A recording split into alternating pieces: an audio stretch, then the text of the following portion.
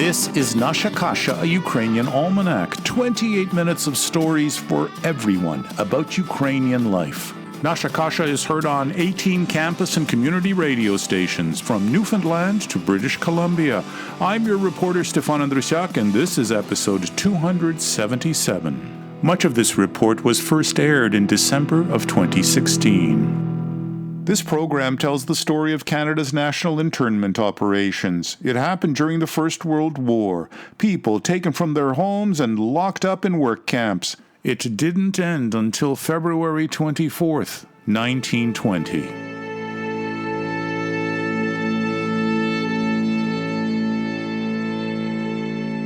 We'll travel to Montreal and then north to Spirit Lake. The land that today is Ukraine was in part ruled by Austro-Hungary in the early 1900s. Austria and Germany were Canada's enemies during the First World War. Ukrainians, even those born in Canada, never having been to Europe, were apprehended under the War Measures Act, and they were sent to one of 24 internment camps across the country. Today's program is about one of those camps, Spirit Lake, near the town of Amos, Quebec.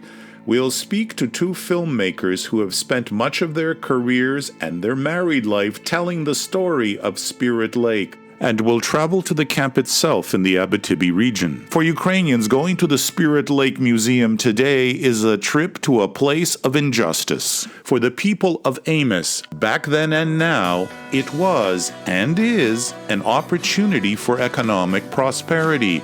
I'll explain. But first, here's the band Lama from Ukraine, featuring Natalia Dzvenkyu. The song is I'm Not Saying Goodbye, Не кажу прощай. Тоді здавалось, що то був останній раз. І поміж нами сотні миль, і не час. Я так хотіла, твій погляд ловила, але все було як у вісні, і все проти нас. Не кажу прощай тобі, над морем повний місяць вдалині. Я не кажу прощай тобі, над хвилями не згаснуть вогні. Не кажу прощай тобі, знаю, ти чекаєш вдалині. Я не кажу прощай тобі, моя любов зі мною мені.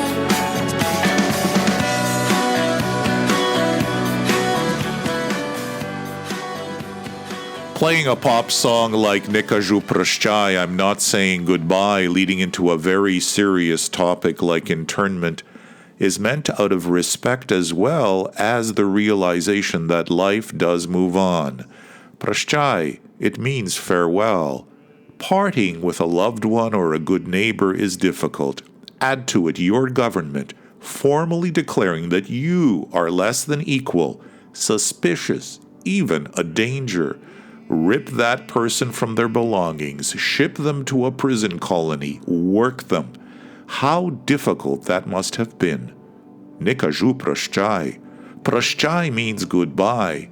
Прощання in Ukrainian also means forgiveness. Clear, pure water.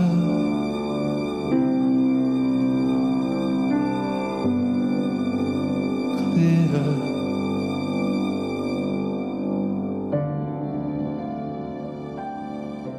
Spirit Lake inherited its name from an Algonquin native legend. It spread stories that ghosts were seen rising from the lake. The First World War would break out. Ukrainians, because they had emigrated from lands controlled by the Austro-Hungarian Empire, were identified as a threat, and they were rounded up. During the Second World War, a similar injustice would befall Japanese Canadians. It wasn't until the mid-1970s that internment came to the attention of the general public, and in no small way, this was only thanks to the relentless pursuit of a researcher and a filmmaker. They, from time to time, are still taking out a mortgage to wake up their audiences. I take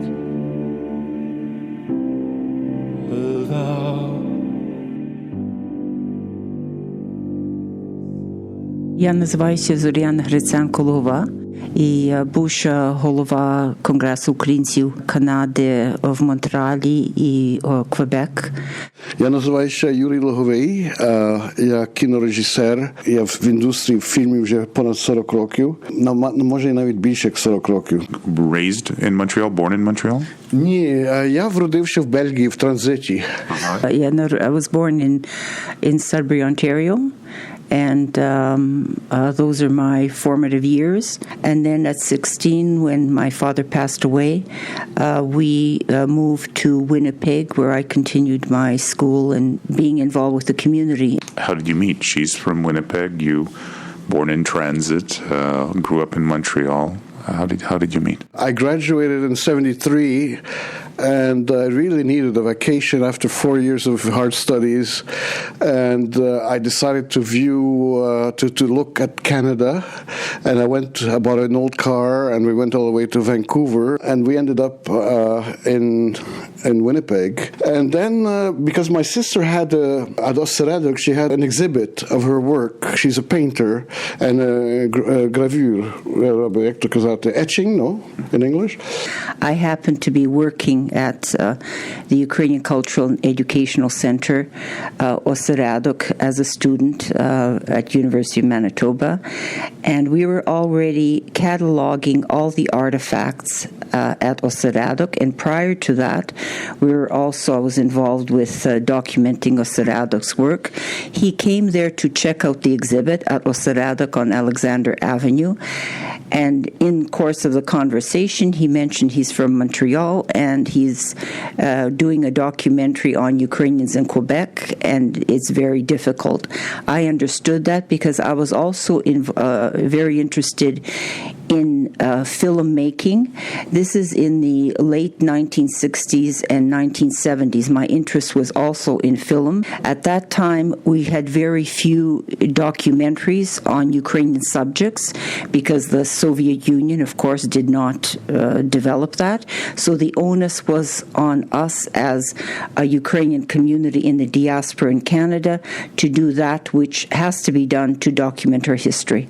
So he mentioned Ukrainians in Quebec, and in that conversation, he was quite amazed that I was so supportive and excited by the project, and I got involved with that in trying to help finish Ukrainians in Quebec.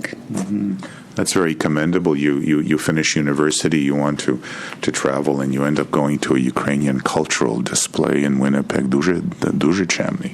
Well, at that time, I wanted to find myself. You see, I was studying French literature and cinema, and my heart was always with the French side. But there was a beginning of a lot of separation talk and independence. I even had a teacher, Léon Bergeron from Manitoba, who was a revolutionary, a Marxist really, but his teaching in French literature was so interesting, and in Quebec literature, to analyze the Quebec society and everything, it was very interesting. But I always felt I was not part of it because I was not accepted. On the other hand, being in an English university, I also was not, I went to high school in French, so my heart was not really with the English side either, so I was trying to find myself, and that's why I did Ukrainians in Quebec. It was to try to understand the history of Ukrainians in Quebec, try to understand myself, where do I fit in that society. From Ukrainians in Quebec, how did you meet the story of internees of Ukrainian origin in Quebec? Well, during the research, Zoriana had amazing books. She's a book collector and an avid reader. She reads a book a week at least. So the thing is, she had this book of Maronchak about the history of Ukrainians in Canada. And in that book, I saw a little notice about Quebec and the internment of prisoners, Ukrainian prisoners at Spirit Lake. And I said, it's impossible. I thought always Ukrainians were welcome to Canada. That's the impression I always had. Even the sign said, welcome to Canada. In 74, I was already working on Ukrainians in Quebec.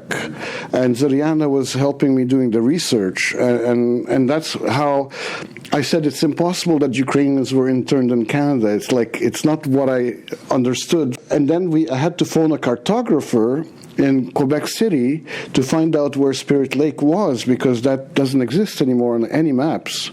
So after a few hours... Beauchamp? No, before Lac Beauchamp, Lac des Esprits, Spirit Lake, because it was an Indian reserve in that area. So what happened was according to Marunchak, he said it was in the northern part of Quebec. So I knew at least I had one kind of possibility there. But where? I look at the map, I look at everything. There's no such a thing as Spirit Lake. And then what happened was the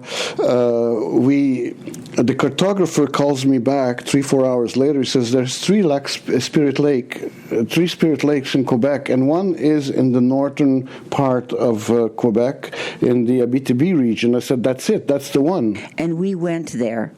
We went with the equipment rented, etc., and it was a very rainy day, I recall that. Chances were that because of the weather we wouldn't go, but Yurko insisted because of the cost of the equipment.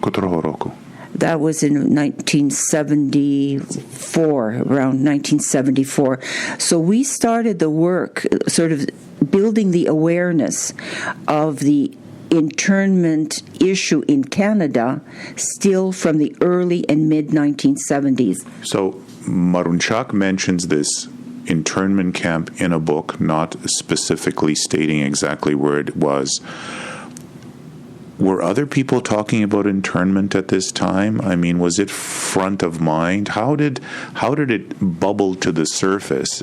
Well, it was a progression. There were already some papers and theses written on internment. It was there to be found, and there were individuals that started to talk about it. And in the case of Yurko, myself, and the team that we were working with as graduates from university, the contribution that our film made was it helped to put the internment issue on the map. Number one, Spirit Lake in context of Ukrainian history of Quebec. And then the next film which we made, because we saw that with the internment of Spirit Lake and our research on the 24 camps, that it begged a documentary, a feature documentary on all of the 24 internment camps. And we went and took that upon ourselves as a major project, doing Freedom Had a Price. And that was done with great difficulty because, again, to a large extent, we were pioneers on the whole issue of an internment. And in Freedom Had a Price, there's also because we're speaking about Spirit Lake, there's a significant section also on Spirit Lake in both the film Freedom Had a Price and the original one, Ukrainians in Quebec. The biggest problem for our film was to find photos. And because of certain articles that appeared in the Gazette, because there was a young journalist that came to our house and he was interested by Spirit Lake. You see how things happen, it's amazing. Pan Matzeluch came to our house, Danilo Matzeluch came to our house, and he's a journalist at that time, I think, for the Gazette. And he wants to go to Spirit Lake to find out this thing. He makes a huge article, front page and everything. And then he finds out, interviewing these little ladies, old ladies in NDG, actually, that their father was one of the soldiers, one of the guards at Spirit Lake. And they say they have negatives, that Mr. Palmer here, the dad, had a collection of these negatives, and they were nitrate. At that time, nitrate... We pursued the lead. That there was an existence of photographs, and we found these photographs. This is the amazing collection that later we put put and donated to the National Archives of Canada in order to permit future researchers to use them, and of course they're always used. For example, the photograph of the women and children as in Spirit Lake is an iconic photograph. Everybody's familiar with it.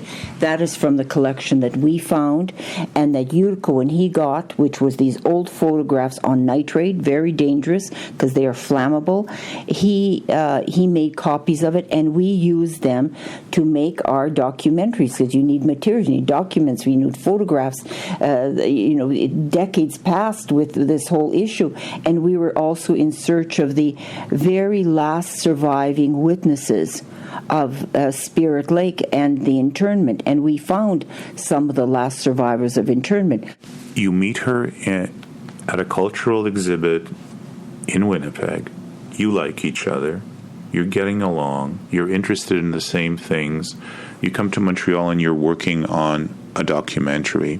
Were you ever thinking that, okay, this will be a hobby, this is something I really want to do, but I'm going to go out and get a job and get a steady income coming? I mean, you're standing in the rain, in the mud, with rented equipment, worried that you've got to get this done. What was that like? Just tell me about those early days. Well, this was a job. It was a job. Now, maybe it didn't get the finances that should have been, because again, we are a minority in this country, and we don't have our own institutions that were able to fund it. But we felt that these aspects of document were so important that whether or not we had the finances, we got them. It was very minimal. I was making a living in the film industry, so I was employed all the time on major projects. You work 6 months and then you don't work, so you had to budget all the time. But all the profits went into my films and to our films. So whenever we made a little bit more money, basically Ukrainians in Quebec was on my credit card, and then I would pay it off. I mortgaged my house, I don't know how many times, or I mortgaged our house, rather, to get funding to do Freedom Had a Price. We lost actually $250,000 with that film. But I think what is important to say also, that when we were doing these documentaries, beginning with Ukrainians in Quebec and Freedom Had a Price and others, we also turned to, for example, the Shevchenko Foundation. They gave us a little bit of money. We turned to some organizations. They gave modest amounts. At that time, some organization gave $50.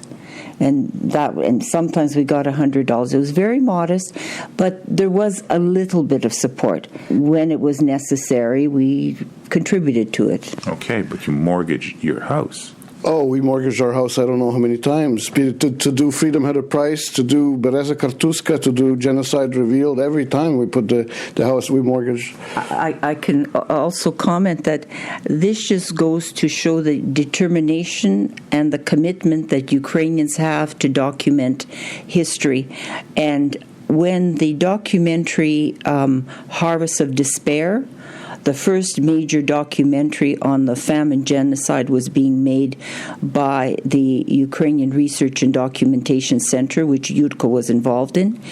It was the commitment of individuals there that also mortgaged their homes and borrowed money in order to begin and make the major award-winning documentary, Harvest of Despair.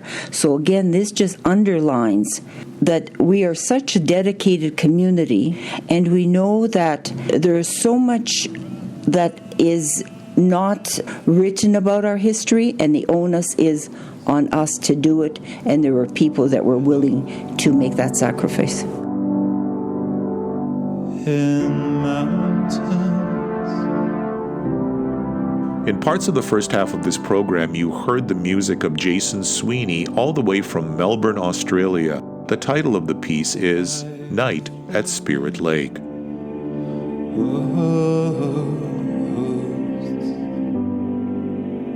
Gathering. Now, for non-Ukrainian residents living at the time of internment in the vicinity of Spirit Lake, it was a very different kind of experience.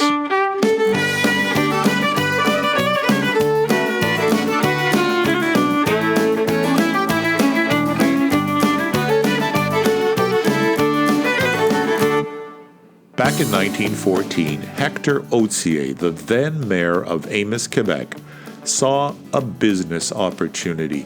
The prisoners would need to be segregated, lodged, and put to work somewhere. Why not in his community, he asked. He lobbied the federal government to build an internment camp near his town. Food for the prisoners and guards, clothing, building materials, jobs, all contributed to the prosperity of Amos. Today, a museum stands at that location. We'll go there next in our report about the internment camp at Spirit Lake.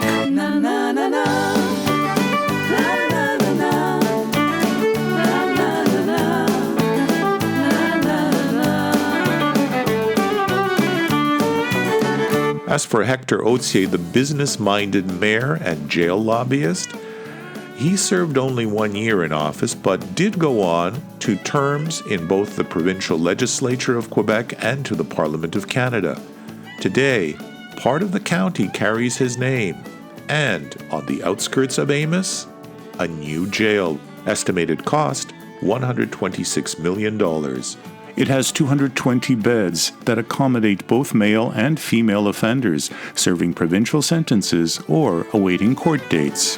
Au bout des rails, une sombre destinée, dans les entrailles d'un pays nouveau-né. Dans des wagons, on vous a entassé, et sans compassion, volé votre liberté. Brave méconnu, on a bafoué tes droits, on t'a mis à nu, en inventant des lois. Toi le détenu de la guerre et ses rois, tout ce que tu voulais, juste retourner chez toi. Na na na na, na na na na. The song has a catchy melody. The beat emulates, for me, a train carrying reluctant passengers into uncertainty. But the words are heartfelt. The song speaks about injustice of internment, of rights being denied, of laws being conveniently changed. Today, there is understanding about what happened here, and Jim Slobodian is largely responsible for bringing that understanding about. Yes, my name is James. My real name is James Slobodian, and I'm the chairman of the Camp Spirit Lake Corporation. His wife grew up at La Ferme. She attended the little stone church that houses the internment camp museum. It's on the very site next to where 10 prison barracks once stood. The stones that make up the church walls were gathered by the camp's detainees. This is exactly, Steve, the grounds where the camp was situated. Where are we in Right here. in the geography of this province? Okay, we're in the place called Tresesson, a sector of La Ferme, which is about 8 kilometers from Amos. The camp was 3 kilometers to our left by 2 kilometers deep. On the other side, the village was called Linenville. It's where the families were interned, okay? But they were not surrounded by barbed wire. But over here, all this part was all surrounded with barbed wire. The railway is not too far away from here, eh? So on January 15th, 1915, they arrived, and about a contingency of about 90 people, the families, men, women, and children. And when they arrived, it was minus 40, and there was probably 1 or 2 barracks built. They had to get going to build the other barracks and to get to work, because the following weeks, more people were coming, were brought in by train to be interned here. Now, they were mainly from Montreal, these internees? All the people that came here are from St. Michael's Parish in Rosemont. Yeah, okay. And some of them came from Point and from the other part of Verdun. But These are all parts of Montreal. Yeah. No, but over here, the camp opened in January 15th and closed on January 28th, in 1917. It lasted about 2 years. When the camp was closed, they weren't given like a paycheck to say, well, listen, here, here's money to go back. No, they were just told, it's over with. The camp is closed, and take all the directions you want, and left without nothing.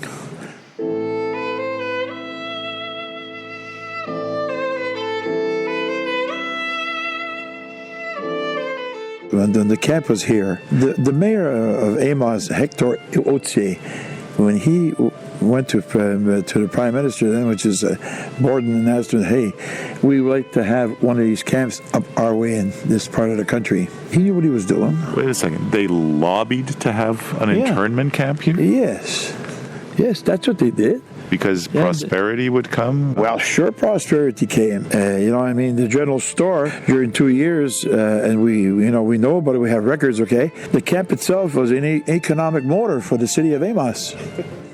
Believe it or not. There was 400 people living in the city of Amos, and there was 1,200 internees here. So the general store generated, during the 2 years, $250,000. There was a lot of money in those days.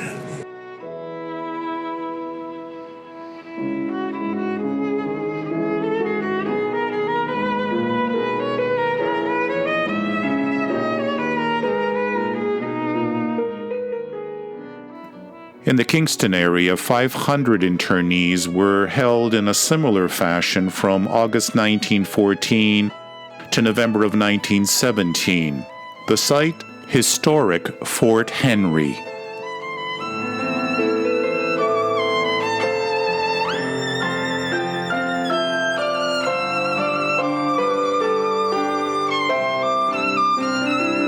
We close the program with a violin melody by Miroslav Skorek.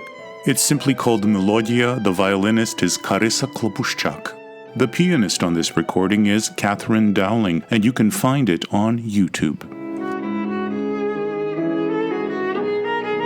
In the show, you also heard Daniel Rose perform L'Évadé de Spirit Lake from a CD of the same name, published by Camp Spirit Lake and available at the Spirit Lake Museum.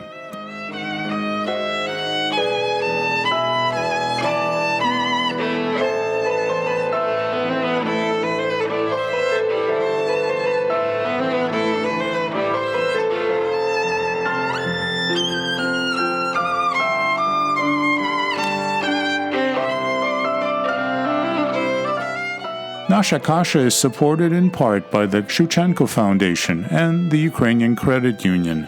New Pathway Ukrainian News delivers news and insight every week in English and Ukrainian. Subscribe today at newpathway.ca. Back in a week, God willing. До милої зустрічі за тиждень часу, дорогі слухачі.